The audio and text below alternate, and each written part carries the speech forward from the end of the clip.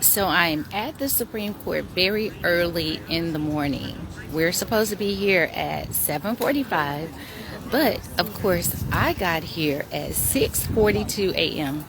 So now I'm just outside waiting for my brother to get here so that we can go find the right security person to tell us our next steps, because of course there's a process for us to enter the court. I'm so excited to be here. The flag is flying beautiful above the court. I was up bright and early this morning, and I'm just excited because when I think about the case law, the jurisprudence, when I think about Dred Scott and how in the Dred Scott decision, the same court said that people of African American descent were not citizens and we could never be citizens. And now today I walk into this courtroom to be admitted to the United States Supreme Court bar. And I have a button of my parents on my suit because my parents pushed education. They did not have the opportunity to go to college. They did not have the opportunity to go to school like I did, even regular school, because they had to work. But one thing they pushed for their children was to get an education. And so did my grandfather. He said the same thing. And so that's why education was always very important to me, because my parents didn't have the opportunity, but they worked hard, they saved money, they were honest people, and they wanted us to have opportunities that they did not have.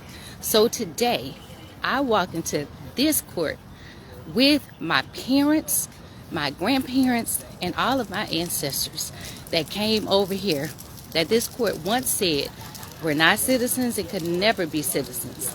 And I think about Justice Thurgood Marshall, who is my absolute favorite, because I wrote a law review article about him when I was in law school. Actually, it was about Brown versus Board of Education. And I talked about the jurisprudence, his dissenting opinions, and how he stood on things that mattered for people that were disenfranchised and that were not treated fairly. Justice Marshall will always be my hero. And when I think about this court, I think about him and how a lot of times he would come to this court and fight for the right thing, including when he fought the case, when he argued the case of Brown versus Board of Education, which actually it resulted in desegregation in other areas, not just the public classroom, which is what he fought for, but it also was a domino effect.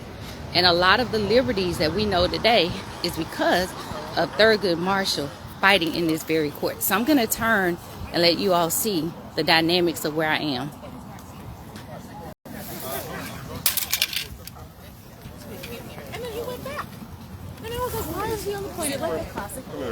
So what I understand is a lot of media out here already. That line is very long down there.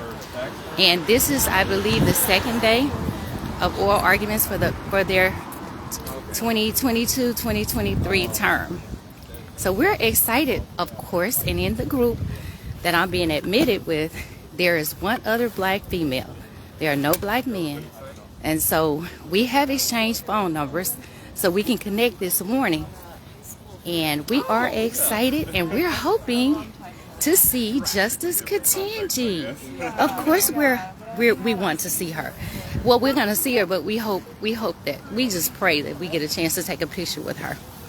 But anyway, at the end of the day, I just wanted to go live for a minute. There are no cameras inside the courtroom, so we will not be able to take cameras inside the courtroom. And so far, we have not been allowed to enter because I don't believe they open until 7:45. So we're just here waiting for my brother. And I'm loving Washington, D.C. And I could get used to this life. I love D.C. This is nice.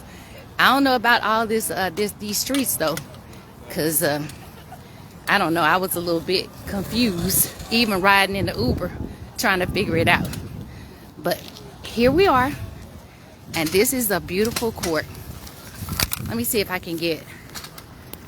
I don't think it's going to let me rotate this. It's gonna tell me to turn it back around. Yep, exactly.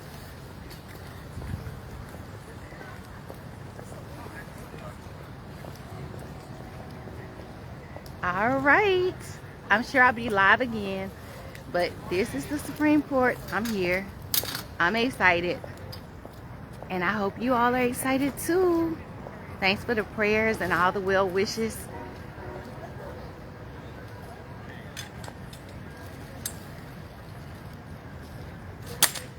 In the same year that the first black woman was sworn in to this court, I get to come here.